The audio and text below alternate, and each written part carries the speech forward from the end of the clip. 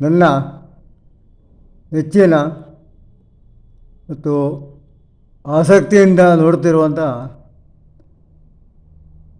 ವೀಕ್ಷಕರೇ ಹಾಗೂ ನನ್ನ ಸ್ನೇಹಿತರೇ ಮತ್ತು ವಿದ್ಯಾರ್ಥಿನಿಯರೇ, ಈಗ ಅರ್ಥ ಅನರ್ಥ ಶಬ್ದಗಳು ಇದು ಸಂಗ್ರಹ ಮಾಡಿ ಬರೆದಂಥದ್ದು. ಒಂದಕ್ಕೊಂದು ಹೊಂದಿಕೆಯಾಗುವಂಥ ಶಬ್ದದ ಅರ್ಥಗಳು ಇಲ್ಲಿ ಜೋಡಿಸಲಾಗಿದೆ. ಅದಕ್ಕಿಂತ ಮೊದಲು ನಿಮ್ಮೆಲ್ಲರಿಗೂ ನನ್ನ ಹಾರ್ದಿಕ ಅಭಿನಂದನೆಗಳು ಹಾಗೂ ಶುಭಾಶಯಗಳು. ಯಾಕೆಂದರೆ ನಿನ್ನೆಗೆ ನಾನು ಬರೆದಂಥ ಬೇರೆ ಬೇರೆ ವಿಧದ ಎಪಿಸೋಡ್ ಅಂದರೆ ಕಂತುಗಳಲ್ಲಿ ಒಟ್ಟಿಗೆ ನಿನ್ನೆಗೆ 45,138 ವೀಕ್ಷಕರು ನೋಡಿ ಅದನ್ನು ಆಸಕ್ತಿಯಿಂದ ವೀಕ್ಷಿಸಿ ಅದರ ಪ್ರತಿಕ್ರಿಯೆಯನ್ನು ನೀಡಿದ್ದಾರೆ. ತುಂಬ ಸಂತೋಷ, ತುಂಬ ಖುಷಿ ಆಗ್ತಾಯಿದೆ.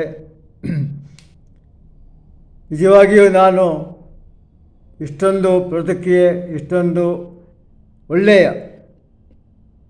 ವಿಷಯ ನಾನು ಬರೆಯುತ್ತೇನೆ ಎಂಬ ನನಗೆ ಬರೆಯಲು ಶುರು ಮಾಡಿದಾಗ ಇಷ್ಟೊಂದು ಧೈರ್ಯ ಇರಲಿಲ್ಲ ನನಗೆ. ಏನೋ ಬರೆಯೋದು, ಏನೋ ವಿದ್ಯಾರ್ಥಿ ಬಳಗದವರಿಗೆ ಏನಾದರೂ ಸಹಾಯ ಆಗ್ಬೋದು ಎಂಬ ಈ ಉದ್ದೇಶದಿಂದ ಇದನ್ನು ನಾವು ಪ್ರಾರಂಭ ಮಾಡಿದ್ದು. ಆದರೆ ಅದು ಒಂದು ಉತ್ತಮ ಪ್ರತಿಕ್ರಿಯೆ ಸಿಗ್ತಾಯಿದೆ. ಸೊ ಯೂಟ್ಯೂಬಿಂದಲೂ ನಮಗೆ ವೀಕ್ಲಿ ರಿಪೋರ್ಟು, ಮಂತ್ಲಿ ರಿಪೋರ್ಟು, ಅದರಲ್ಲಿ ಯಾರು ಅಧಿಕವಾಗಿ ಅದನ್ನು ವೀಕ್ಷಿಸಿದ್ದಾರೆ ಅಥವಾ ದೇ ಹ್ಯಾವ್ ಟ್ಯೂನ್ಡ್ ಅಂದರೆ ನಾನು ಬರೆದಂಥ ಈ ವಾಕ್ಯಗಳು, ಶಬ್ದಗಳು ಮತ್ತು ಕಂತುಗಳಿಗೆ ಅವರು ಅದನ್ನು ಒಂದು ಪ್ರತಿಕ್ರಿಯೆ ಕೊಡುವಂಥದ್ದು. Your views have tuned. So 2 ತಿಂಗಳ ಮೊದಲು 1.1K ಬಂದಿತ್ತು. ಅಂದರೆ 1,100 ಜನರದನ್ನು ಪರಸ್ಪರ ಓದಿಕೊಂಡು ನೋಡಿಕೊಂಡು ಅದಕ್ಕೆ ಉತ್ತರಿಸಿದ್ದಾರೆ. ಸೊ ಅದು ಯೂಟ್ಯೂಬ್ನವರೇ ಕಳಿಸಿದ್ದು, ನಾನಾಗಿ ಅವರಿಗೇನು ಹೇಳಲಿಲ್ಲ, ಅವರಾಗಿ ಅದನ್ನು ಕಳಿಸಿದ್ದು. ಸೊ ನಮಗೆ ತುಂಬ ನಾನು ಹೇಳಲು ನನಗೆ ತುಂಬ ಖುಷಿ ಆಗ್ತದೆ, ಸಂತೋಷ ಆಗ್ತದೆ. ಇದೇ ರೀತಿ ನನಗೆ ಗೊತ್ತಿದ್ದ ಮಾಹಿತಿಯನ್ನು ಸಂಗ್ರಹಿಸಿ ನಿಮ್ಮ ಮುಂದೆ ಪ್ರಸ್ತುತಪಡಿಸುತ್ತೇನೆ. ಈಗ ಮೊದಲನೇದಾಗಿ ಶಬ್ದ ಅಲ್ಲೋಲ ಕಲ್ಲೋಲ, ಅದಕ್ಕೆ ಹೊಂದುವಂಥ ಶಬ್ದ ರಹಸ್ಯದ ಜಾಲ. ಇನ್ನೊಂದು ನೆಕ್ಸ್ಟ್ ಊರಿನ ಜಾತ್ರೆ, ಸೋರುವ ಪಾತ್ರೆ, ನಿದ್ದೆಯ ಮಾತ್ರೆ, ದೂರದ ಯಾತ್ರೆ, ಊದಿದ ತುತ್ತೂರಿ, ಆಡುವ ಕತ್ತರಿ. ಇಲ್ಲಿ ತುತ್ತೂರಿ ಎಂಬ ಶಬ್ದ ಎಲ್ಲ ಬಂದಿರಬಹುದು, ಅದು ಹಳೆಯ ಶಬ್ದ. ಈಗ ಅದಕ್ಕೆ ಬೇರೆ ಏನಾದರೂ ಶಬ್ದಗಳು ಇರಬಹುದು. ತುತ್ತೂರಿ ಅಂತ ಹೇಳಿದರೆ ಒಂದು ಶಬ್ದ ಮಾಡುವಂಥ ಒಂದು ಸಾಧನ. ಹಿಂದೆ ಜಾತ್ರೆಗಳಲ್ಲಿ ಎಲ್ಲ ಬರ್ತದೆ, ಮಾಡಲಿಕ್ಕೆ ಸಿಗ್ತಾ ಇದೆ. ಬೇರೆ ಬೇರೆ ಥರದ ಶಬ್ದ ಬರುವಂಥ, ದೊಡ್ಡ ಶಬ್ದ ಬರುವಂಥ ಒಂದು ಸಾಧನಕ್ಕೆ ತುತ್ತೂರಿ ಅಂತ ಹೇಳ್ತಾರೆ. ನೆಕ್ಸ್ಟು ರಹಸ್ಯವಾದ ನಿಧಿ, ಕೈ ಕೊಟ್ಟ ದುರ್ವಿಧಿ.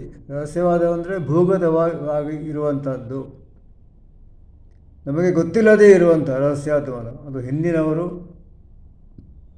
ಅದನ್ನು ಮಣ್ಣಿನಲ್ಲಿ ಹೂತು ಎಷ್ಟೋ ಅಡಿ ಆಳದವರೆಗೆ ಅದನ್ನು ಹೂತಿಟ್ಟು ಇಟ್ಟಿರುವಂಥ ಅದು ಒಂದು ನಿಧಿ. ಅದು ನಮಗೆ ಕೆಲವರಿಗೆ ಒಮ್ಮೊಮ್ಮೆ ಸಿಗ್ತದೆ. ಸೊ ಇತ್ತೀಚೆಗೆ ವಿಜಯನಗರ ಅರಸರು ಆಳಿದ ನಮ್ಮ ಕರ್ನಾಟಕದಲ್ಲಿ ಅದು ಇತ್ತೀಚೆಗೆ ಒಂದು ಸಿಕ್ಕಿದೆ, ಒಂದು ನಿಧಿ. ಅದು ಚಿನ್ನದ ನಾಣ್ಯಗಳು ಸಿಕ್ಕಿವೆ. So next ಪಾರುಪತ್ಯಗಾರ. ಇದು ಹಿಂದೆ ಇರುವಂಥ ಶಬ್ದಗಳು. ದೊಡ್ಡ ಪಾಳೆಯಗಾರ, ದೊಡ್ಡ ಉಗ್ರಾಣ. ಪಾಳೆಗಾರ ಅಂತ ಹಿಂದೆ ಒಂದೊಂದು ಈಗಿನ AC DC ಇದ್ದಾಗೆ ಹಿಂದೆ ಅವರ ಕ್ಷೇತ್ರದಲ್ಲಿ ಅವರಿಗೆ ಅಧಿಕಾರ ಇತ್ತು. ಹಾಗೆ ದೊಡ್ಡ ಉಗ್ರಾಣ, ಅಕ್ರಮದ ತಾಣ. ವೃತ್ತದ ಪರಿಧಿ ಅಂದರೆ ಸರ್ಕಲ್, ಮುಗಿದ ಅವಧಿ. ನಾಟಕದ ವೇಷ, ಬೇಡದ ಆವೇಶ. ಊರಿಗೆ ಕ್ಷಾಮ, ಮಾರಣ ಹೋಮ. ಕಾಡುವ ಜೀವ, ಬಳಲುವ ಜೀವ. ತರತರದ ವೇಷ, ಅರಣ್ಯ ನಾಶ.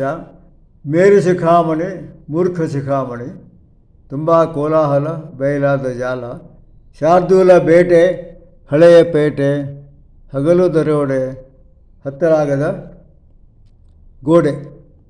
ಸೊ ಇದಕ್ಕೆ ಸರಿಯಾಗಿ ಇದನ್ನು ಇನ್ನೊಂದು ಸಣ್ಣ ಶಬ್ದಗಳನ್ನು ಬರೆದಿದ್ದೇನೆ. ನರಹಂತಕ, ಪ್ರಳಯಾಂತಕ. ಕಾಣದ ಹೆಗ್ಗಣ, ಆಘಾತ ದಾರುಣ. ನ್ಯಾಯ ತಕ್ಕಡಿ, ರಕ್ಕಸ ತಂಗಡಿ. ಅತಿಶಯೋಕ್ತಿ, ಅದೇ ಕುಯುಕ್ತಿ. ಇದಂದರೆ ಒಂದು ಶಬ್ದಕ್ಕೆ ಇನ್ನೊಂದು ಶಬ್ದ ಅರ್ಥ ಬರುವಂಥ ಶಬ್ದಗಳು. ಸಹಾಯವಾಣಿ, ಕಾಡುವ ಪ್ರಾಣಿ. ತ್ವರಿತ ಸ್ಪಂದನೆ, ಕೀಳಾದ ನಿಂದನೆ. ಗುಡುಗು ಮಿಂಚು, ವಂಚನೆ ಸಂಚು. ಕುಟಿಲ ನೀತಿ, ಹೀನಾಯ ಗತಿ. ಸೊ ಇಲ್ಲಿಗೆ ಈ ಕಂತು ಮುಗಿಯಿತು. ಇಲ್ಲಿ ಕೆಳಗೆ ಇನ್ನೂ ಒಂದು ಸಣ್ಣ ಗಾದೆ ಬರೆದಿರುತ್ತದೆ. ಅದರ ಅರ್ಥ, ಒಂದು ಸಣ್ಣ ಬೆಂಕಿ ಕೆಡಿಯಿಂದ ಅರಣ್ಯವೇ ನಾಶವಾಗಬಹುದು. ಅಂದರೆ ಇದರ ಅರ್ಥ, ನಾವು ಯಾವುದೇ ಒಂದು ವಿಷಯದಲ್ಲಿ ಆಗಲಿ ನಾವು ಅದನ್ನು ಗಣನೆಗೆ ತಗೊಳ್ಬೇಕು. ಅದನ್ನು ನಾವು ಗಣನೆಗೆ ತೆಗೆದುಕೊಳ್ಳದಿದ್ದರೆ, ಅಂದರೆ ಕೇರ್ಲೆಸ್ ಮಾಡಿದರೆ, ಅಂದರೆ ನಿರ್ಲಕ್ಷಿಸಿದರೆ, ಒಂದು ಸಣ್ಣ ಕಿಡಿ ಬಂತು, ಬೆಂಕಿ ಆವರಿಸಿತು, ಅದನ್ನು ನಾವು ನೋಡದೆ ಇದ್ದರೆ ಅದು ಅರಣ್ಯವೇ, ಅರಣ್ಯ ಫಾರೆಸ್ಟ್, ಕಾಡುಗಳು ನಾಶವಾಗಬಹುದು. ಇಲ್ಲಿಗೆ ಈ ಪುಟ ಭಾಗ ಮುಗಿಯಿತು. ಇನ್ನು ಮುಂದಿನ ಭಾಗ. ಎಲ್ಲರಿಗೂ ವಂದನೆಗಳು.